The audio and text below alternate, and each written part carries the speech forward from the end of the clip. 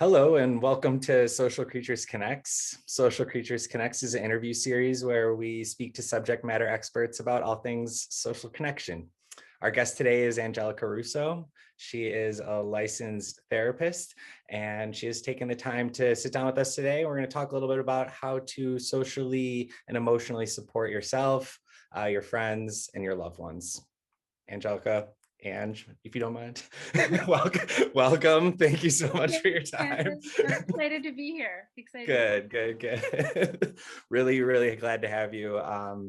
Another member of the Social Creatures family. So it's great. And thank you for doing this. I Yeah, guess we that's just want to. definitely it's something important to talk about right now. I agree. Yeah. Yes. Yeah. Figure we just start off real quick. Yeah. If you just want to give us a little bit of background about yourself and what you do and Yeah, yeah. absolutely. So, like you said, I'm a licensed therapist. I'm a licensed professional counselor. I specialize in working with children, adolescents, and young adults. And so now I work at a private group practice in Morristown, New Jersey. But in the past, my experience was working with little guys in elementary school. But now I'm in the private practice world. So Cool. that's where I'm at now. Awesome. Well, I certainly think that all of us have a lot to learn about some of these topics, so I'm going to kind of jump right in. Absolutely. One thing that I think throughout pandemic times and even before then, it's just checking in on your friends, whether they're close or far, just seeing how they're doing, even if you don't have any signs that they're struggling. How important would you say it is to regularly be checking in on your friends' loved ones? Well, and I think it's really important. And I think the reason we want to be regularly checking in on them is because we almost want to I'm going to call it like establish credibility. So what I mean by that is you're basically like setting the stage and letting them know like, hey, I'm someone that's trustworthy, I'm someone that gets you, and I'm someone that checking in on them regularly shows them that even if nothing's going on in that moment, hey, when something is going on, this person shows up. This person is here. So I think that's something that's really important to do, especially now more than ever. But again, in my opinion, checking in on someone regularly establishes what I'm saying is credibility as a friend and as a confidant and someone that Yeah. can be counted on.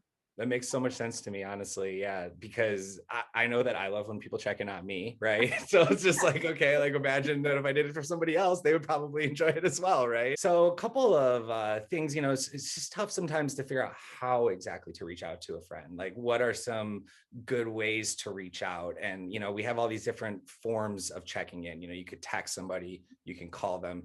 So for me, in my opinion, it's not always about like the method you're using, but in terms of consistency. So consistency is key. So Okay. what I mean by that is like sending text to someone regularly, not just if it's like a special occasion or if you need something. So and using the method that you guys typically utilize in your friendship to begin with. So, I know I have a best friend that like we call each other. We're both moms, we're both working moms. A lot of times we're out on the road. So we're just always, we're calling each other from our car and, connecting and talking to each other that way. Sure. So to me, it's two things that I think are more important instead of like the method that you're using. But one, like I had said, is being consistent. And the other is being present. So if you are now, as the world is opening up, if you are, meeting someone, at a park or you're, meeting with groups of friends, you're actually connecting with them and you're there and you're being present. So many times people are doing so many other things. They're checking their Instagram, they're checking their work email, they're texting somebody else. So I think consistency and being present, fully present with that person, whether that's in person or even a Zoom call, a FaceTime call, you're you're actively listening and talking to that person that's in front of you. Um, One thing I do want to mention though is where I feel like different method, an in-person method or a FaceTime method, physically seeing someone is more important is when you do have that concern. Because seeing someone's appearance, just watching their body language, their facial expressions, that's going to you're going to get some more information from seeing someone face to face, whether that's through a video chat or in person. Um, but in terms of just, regularly, what's the best way to connect to someone? Consistency and being present. Yeah, makes a lot of sense. I like when you touched on how, establishing what you do with that friend level set that, right? Like, this is a person I text with, this is a person that I call with, this is a person who prefers to be texted or prefers to be called, and then again, I think that circles back to, checking in, and it's that consistency, and it's showing that you're a able and present friend. I think just in the moment, sometimes it is fun to just do something random and see if somebody's available or not. And then to not feel too bad if they don't maybe pick up right away, right? You give them some slack. Yeah. And I think that's the other thing. If you sometimes I know people will get frustrated, like, well, I called them and they didn't call me back. Or, I think if you're constantly like calling someone and they're not picking up and, you're getting frustrated, or then send that text and be like, hey, like wanted to, was looking forward to connecting with you. Let me know of a time that works best so that we can talk over the phone or that we can FaceTime. Sure. Yeah. Yeah. Yeah. Just because you're at home doesn't mean that you're available for a talk, for a chat, right? Exactly. Okay. So, you mentioned just briefly before about some of those visual cues that you can pick up on when somebody's struggling. Are there any more difficult to decipher kind of warning signs that you can help tip us off to maybe gauge if somebody's struggling and what So to reach out? um I think this question is also dependent on like your relationship with that person too. So if it's someone that you're really close with, um, you're probably going to pick up on it a little bit easier versus someone that you're not as close with. But one of the things that I think stands out to me is that friend that is saying, well, that they're always busy, right? Like, oh, well, I have a lot on my plate. I'm just really busy. They're canceling plans all the time. They're not showing up. So whether it's a Zoom call or a brunch or an outing they're supposed to be going to, and they're just constantly going back to saying, well, I have a lot on my plate. And if they're typically a person that does, right, we think, Yeah. oh man, like work, Yeah. work's really getting in the way of things. But that can be a sign of someone that's socially isolating. So that's Okay. something that we want to be mindful of.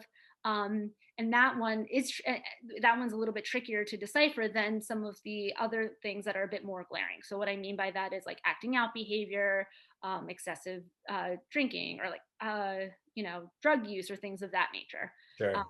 So yeah, the one I would think is harder to decipher is though that friend that is always busy, when in reality they might be socially isolating. Sure. Yeah. I think you touched on a really good point there too. Just kind of, this person. Exactly. So then when you start seeing things that are a little out of character from what you know about them, that is kind of where you can start wondering, is this person doing okay and things like that. So yeah, I guess I'm just looking to know a little bit from your perspective, like what does validating feelings look like to you? How do we validate somebody's feelings? It's a really good question. So ultimately, when we're validating feelings, where you're recognizing and accepting another person's experience, and it's really allowing that person to know, like, I hear you when I see you. And Yeah. so, what I mean by that is, if someone is just, a friend of yours or a family member of yours is just really angry about something, kind of just saying to them, like, wow, like, I can hear you're really frustrated about this. So, validating that experience to them, not saying, the complete opposite of that is if someone's telling you about how angry they are about something and you're like, that's absolutely ridiculous. Like, why would you be angry about that? That's not even a big deal. Yeah. So that's invalidating that experience. And I think that this is something that's really important in so many different types of relationships, whether it's a romantic relationship, a friendship, a parent child relationship. So, two things that I think that like really stand out to me are this idea of like totally invalidating someone's experience, like, that's not even a big deal, like you should just be getting over that. Other things of, this thing called like toxic positivity. So if someone's just explained something to you that they're really upset about, say they were running late to work and they, got a flat tire on their way to work, and they get to work and, they totally missed a meeting and got in trouble for missing that meeting. And they're just, they're calling you after work because you're their friend and they want to vent about it. And you're like, well, at least you have a job. Do you know what's going on right now in this pandemic? Like, do you know how many people are out of work? And Yeah. like, you have a car to get there. Your life can't be that bad. You own a car. So it's like, I know. that's what I would say. Like, you know. That is so brutal. You're right. Yeah, it's like you're not allowed to have a bad day or Not something, right? Like, you yeah, know? And so just like when you're really angry about something, you don't want to hear someone telling you that that's ridiculous. it's true. It's true. So that's what that looks like. So just Yeah, that's really it feels that's a really good explanation for me, honestly, because yeah, it is so natural, I think, at times to form opinion about another person's reaction to something, right? And do you see that people get less upset when their feelings are validated? Do you think that there's like a quick reaction, or is it kind of like sometimes it needs to just be worked out? well, no, I see. I don't know if I would say less upset, but almost like um relaxation almost over them. Like, oh, like she Yeah. gets it. Right. That sometimes I do see that. I see, but definitely more of a an under like kind of a calmness that comes over someone sometimes. It's like, oh, like they get it. They Yeah, I think, appreciate yeah, it. that makes a lot of sense to me. It really does, because I think sometimes I'm upset and then I'm upset at myself for being upset about the thing that I'm upset about. And then I'm like, oh, somebody else actually thinks it's okay for me to be upset like this. That makes me feel a little bit more relaxed, because now I can just be upset about the thing and not mad at myself for my poor reaction to the thing, which is, yeah, Yeah. definitely. So last question I ask everybody who comes on, what does being a social creature mean to you?